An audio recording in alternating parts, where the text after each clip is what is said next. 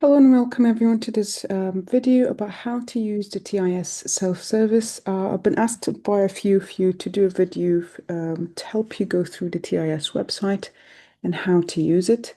So hopefully that will be a quick one. So we have two forms. We have the form R and the form RA and the form RB. Now, as soon as you go into the website, it looks something like that. And if you just go through the option right here, Form RA, Form RB. You'll need to do both of them, but I'll tell you exactly what is the difference and how to fill in both of them. So when you press on Form RA, and the Form RA is expected to be there before your ARCP, like at the very beginning when you start. But the Form RB, you can put it in before your ARCP. So Form R Part A, you should be doing it at the beginning of your training. Okay, so I'm gonna go at the very end. I've done a few forms. So Form RA is basically your own personal details. As you can see here, I have my name, my GMC number, date of birth, type of visa I'm on, and so on. Okay, it has your personal address, your contact number, your emails, and so on. And then it has your own declaration.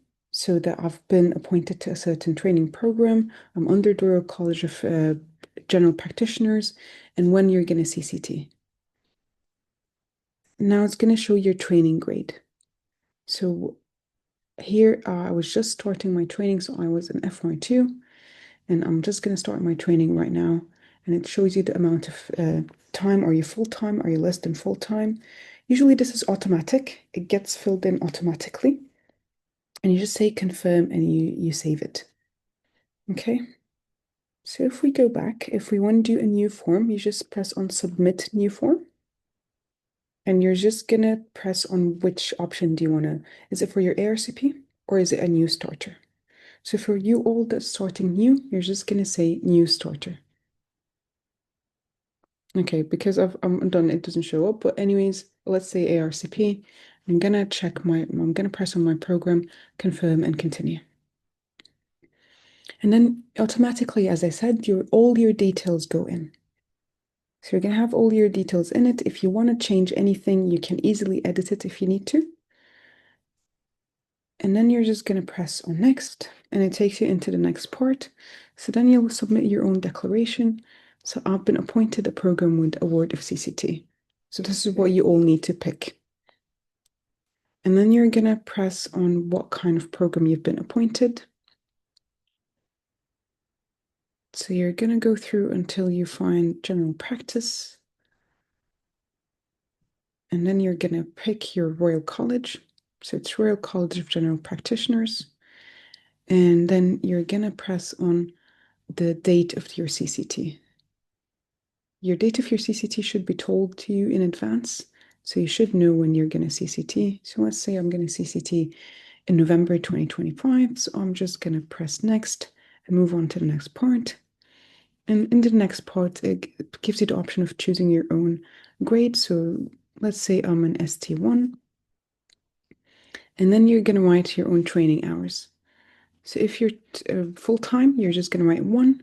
If you're less than full-time, you're going to basically pick. So 80% is 0.8, 60% is 0.6, and so on.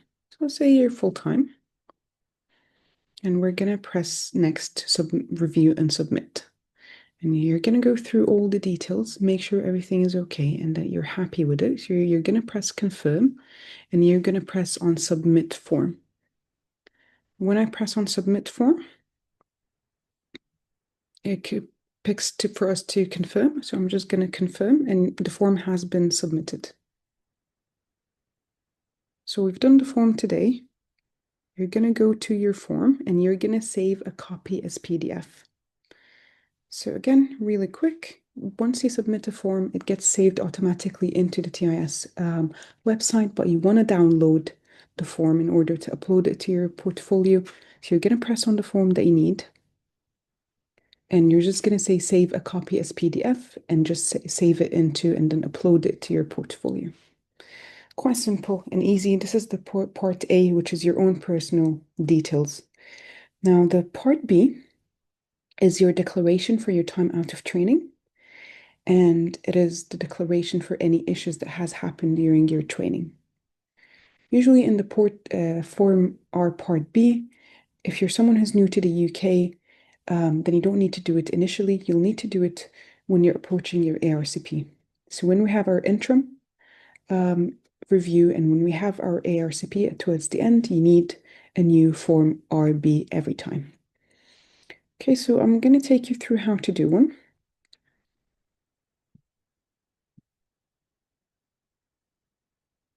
And just the beginning is just the same as the sort of Form R Part A.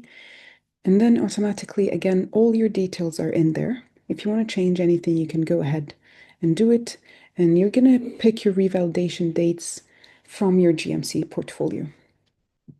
Okay, so let's say for the purpose of this, my revalidation is happening in September.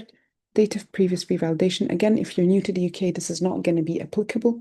But if you're already in FY2 or in a different training or non-training program, then just write it in.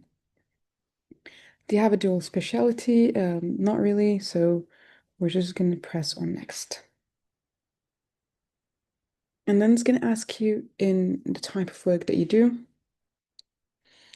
And again, everything gets filled in automatically. So you don't need to do much. Unless if you're new, then you're filling in these sections yourself. But your job, where you worked, automatically goes in. So this is all the list of where you've worked before. Just make sure that everything is okay. If you need to adjust any information, then go ahead and do it.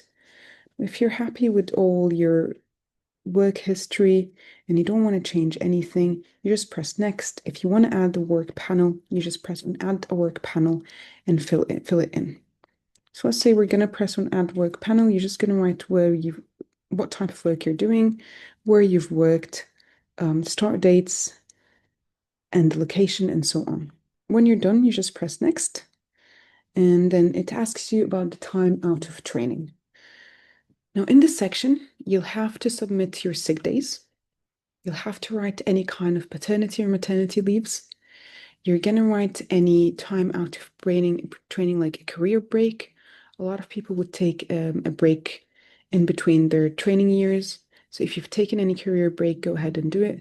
Any unpaid or unpaid leave goes here. And this is different than the normal paid annual leave. This is like the compassionate leave and so on. Any unauthorized leave or unpaid unauthorized leave goes here. And this is where you write your strike days. Okay. So the strike days are unpaid authorized. So don't worry, don't panic. You write it right here. Okay, so all your leaves needs to be submitted right there. And you'll need to write it in full numbers. So don't write 1.5. You'll need to round it up because it doesn't really come on. If I'm trying to write like half a day, it doesn't come on. So please just round it up or round it down, whatever you want to do it. Let's say I've taken 3 days and a half. I'm just going to write 3. So that's it, really. I've taken 3 days of sick leave.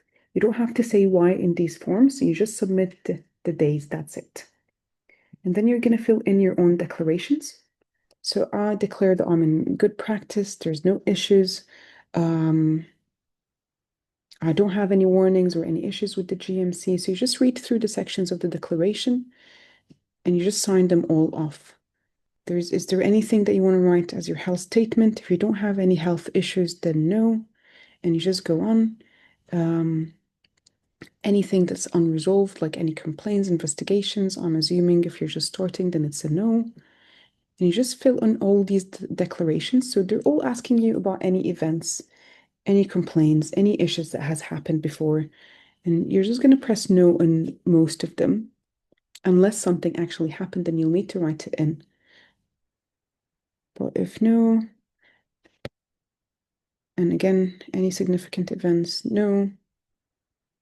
And here it's asking you about things that are actually significant. So not the simple learning events or not the simple mistakes that has happened. So like mislabeling certain bottles, needle prick injuries, all these things, it's a no. In the declaration form, you need to write the significant events or anything that's unresolved. Okay.